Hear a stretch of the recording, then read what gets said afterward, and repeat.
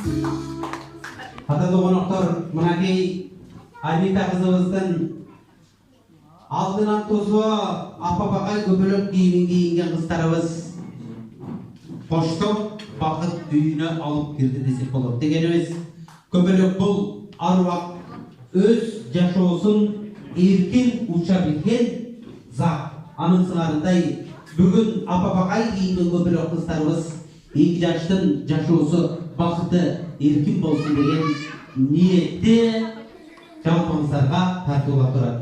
Диана бейшілер толғаты бол жауап байларыңызды.